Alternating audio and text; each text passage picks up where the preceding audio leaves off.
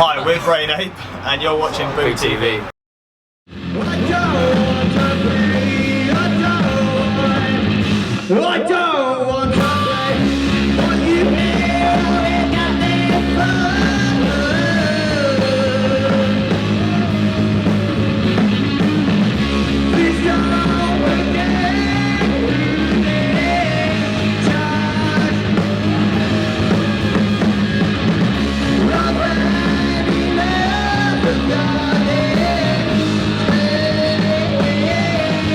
Three-piece London band, loud, very sweaty, very grungy, and yeah, just in your face.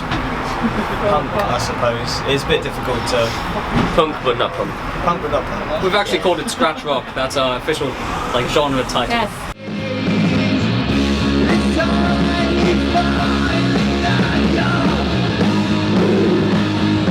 We were signed to a really small indie label.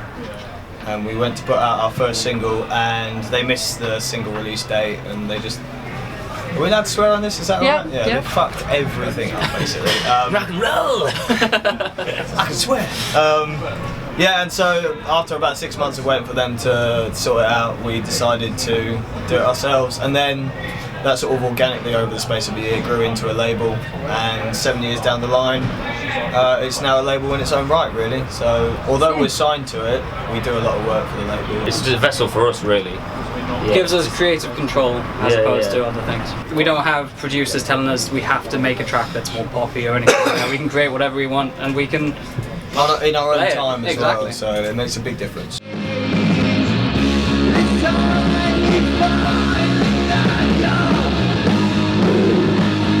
We met in Belgium when we were 15, 16? Yeah, we've been friends for a very long time. And then, too long.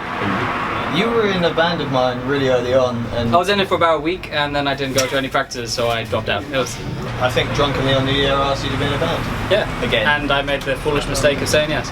Almost 8 years later, I think. 7 years later? 7 years later, we're still in a band. So. Nice. And then we met Jamie 2 years ago. Yeah. We put up an advert, and we seem to have ticked the right boxes for you. Yeah. Just saw it, and I was like, what were the bands we put on the advert? He was like, Foo Fighters, Queens of the Stone Age, Nirvana, probably. Some combination of like that. Bowie. Something like that. So I gave Minky a call, and he was like, yeah, let's, similar influences. So I was like, yeah, let's meet up.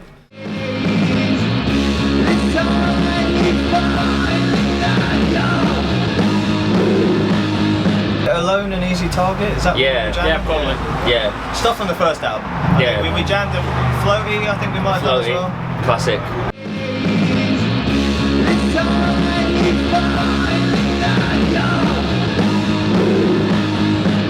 Yes, in that there are some underground bands at the moment who are absolutely phenomenal. Rival Bones, absolutely fucking phenomenal. Strange Bones as well, absolutely phenomenal. I mean, there's quite a few. Calva Louise, they're really, really good. But at the moment, I've only been listening to like mainstream stuff. Who's your favourite rock act right now? Right, like at this moment. Wow, that's difficult. Probably Queens of the Stone Age. Yeah, they always have such solid professional performances. Something to model yourself after. Interesting. And each record is so different.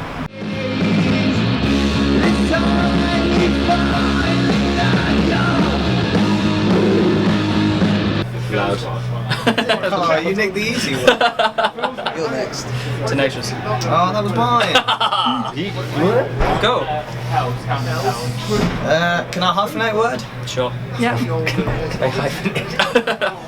I have no idea. I have no idea. Indecisive.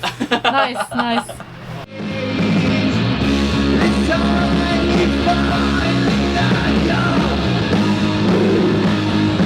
That is a tune that sort of encapsulated for us the writing period of Auslander, which is our second album. It had sort of every element musically of what the whole record has. It's got some really dirty tones on it, but it's got a sweet melody, and it's a short song, it's got structure, but it's not a complete conventional structure. And then the lyrics just kind of summed up the whole sort of attitude and vibe and mood that we were going for. So yeah, that's what I like. I think that kind of sums you up as a band. That song. Yeah, that song definitely. That's fair to say. Since Auslander dropped, that is the tune that people gravitate towards the most. Yeah. So we're happy that people like it, really.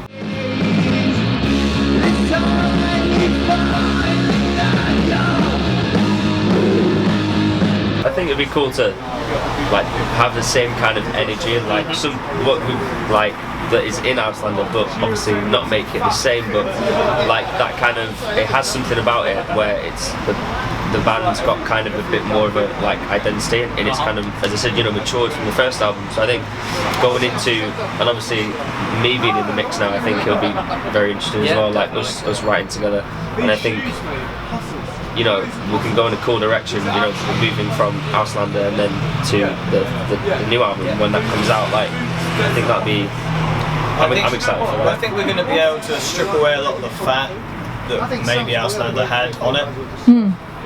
Again, it's really difficult to say. I mean, we wrote Auslander Something like that. 4 years ago or so. Yeah. By the time the record came out, you know, we lived with it for a couple of years, and Yeah. we love the record and we love our first record, but it's not we're not the same people anymore. So I think we can trim down a lot of the fat of stuff that no longer is relevant to us, and maybe go for something maybe a bit more minimalist, but as Jamie said, with the same energy.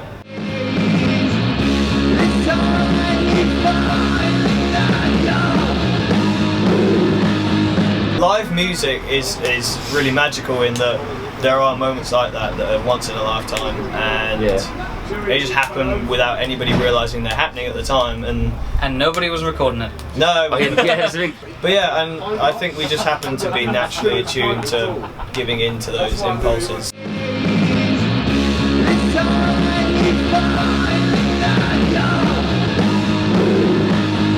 Our logo, Sick. and then obviously he's a bass player. Nice. Nice, that's You've it. got his are on his shoulders. Got the best as well. Is yours too awkward to show us? Yeah, I'd have to get completely undressed. Oh.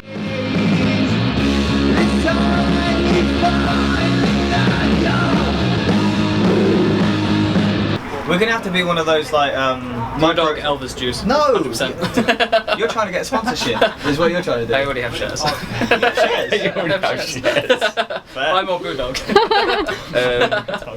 I think we'd be one of those American style microbrewery, like weird APAs or something that's got loads of texture. I can settle for an IPA. A bit of like body to it, so that he's happy because he's northern. It's got to be not too fizzy because I'm not huge on that unless it's a cider, and then it's got to have like hoppy, citrusy flavours for it. Nice.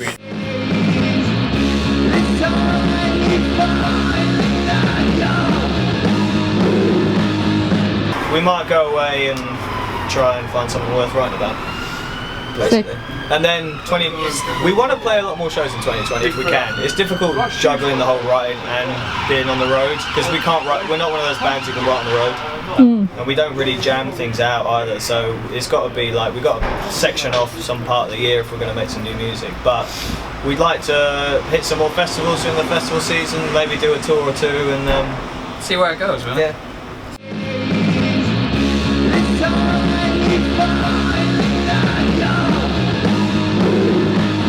What's my famous last words? Because they're Dave Grohl's. What? That.